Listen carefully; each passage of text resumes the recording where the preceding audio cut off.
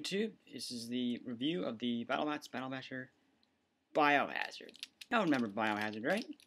Battlebots, he was the Season 2.0 champion. He had a pretty rough start, though, against Vlad the Impaler in the World Championship, where he got flipped over. Though that was probably his only legitimate loss until later with the Son of Waiachi, because, of course, with Voltark in Season 1, they didn't apply the rule. They didn't adhere to the rules. At least, no, I'm not talking about the robot teams, but the organizer of the people, organizing the matches. They should have had the two separated. And I think, as I recall, they actually stated right in the episode that you could only hold a robot for 30 seconds. They should have stopped that match right out of the gates now. So Biohazard lost that one kind of unfairly. But later on, he did much better. He made it all the way to the finals of Season 3. I think he ended up being, he was champion Season 4, and I think Season 5 even. I'm not entirely sure. It sounds right.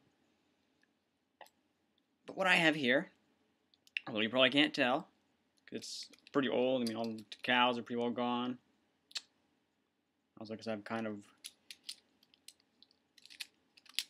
Well, would have displayed the proof that this is the original Battle Basher when it first came out, because it was recalled because of, I guess, some copyright issue with the, I guess, Biohazard being, like, things for, like, chemicals and stuff like that. They actually recalled the toy and then renamed it Heavyweight Champion for the Battle Damage version.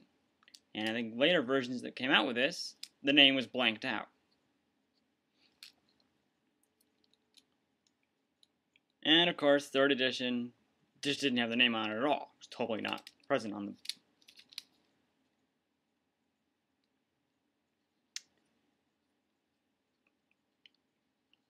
But okay, when you get down to the robot, you can see the obvious thing I want to point out is the little bump on the top where the motor goes. It kind of takes away from his design, but you kind of figure, they kind of have to do something to allow for that, because it had to, I guess, be consistent with the original design of the motor. But I probably would have just made sure they were able to fit well with all of them.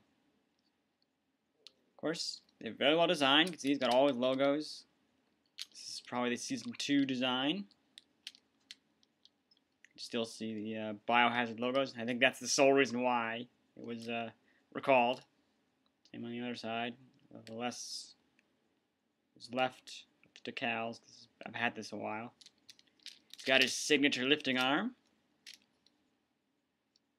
Mine's had the little tabs cut off because I was trying to hopefully get it to be at a point where I could raise the arm without having to having it get in the way of the wedge skirts here.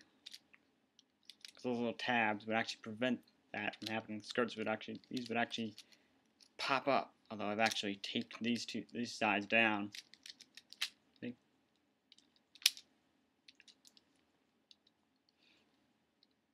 See, you can get detail on the inside. Speaking of the, if we open them up here, very well detailed. Wires and everything. You can see this. There's the motor right there.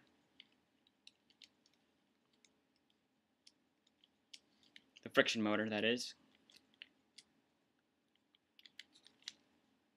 Obviously, they went nuts when creating this thing. See, there's the tape that actually. That's, I think it's electrical tape holding these two together. I wanted to make sure I didn't lose them. I would have attempted to go on the other side, too. But there just isn't enough space where I can pin it and not have it, have trouble flipping up again for later.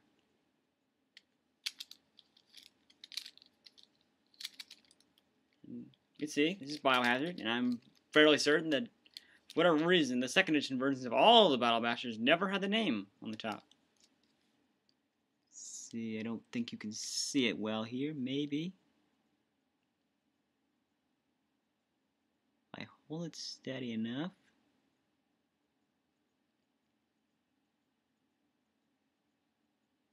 Yeah, you can kind of see it. It's towards the bottom there. My finger near it.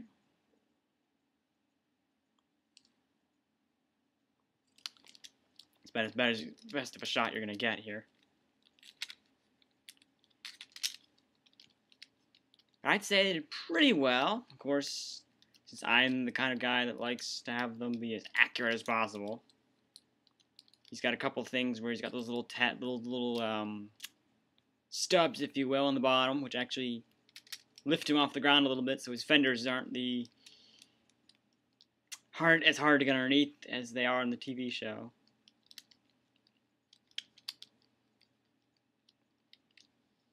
But I think other than that, they did a great job. You can see he's even got the indication that there would be all those 700 machine screws that were actually put together for Biohazard. And he's got the logo, although mine is very well faded. It's still partially there. I mean, they did a very good job on it, I think.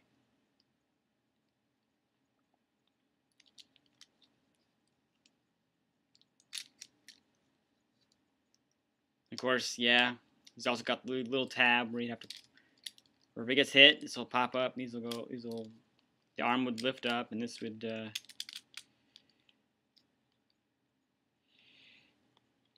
So you'd end up looking kind of like that. Only the arm would be actually in the air without me holding it. More or less. It's about. But I think they did a great job. I applaud them for all their hard work for this. I don't think I would have been nearly this good. I probably would not have even given them all the indentations for those little screw holes there. I probably would have left them almost flat, to be honest. I'd probably... Maybe the logo. I don't know. It wouldn't seem too hard to put together, but... I mean, the logo's on the side there, I'd probably do. But yeah, they did a great job. I applaud them for all their, like I said before, I applaud them for all their hard work. And that's my review of the Battlebots Biohazard toy. Thanks for watching.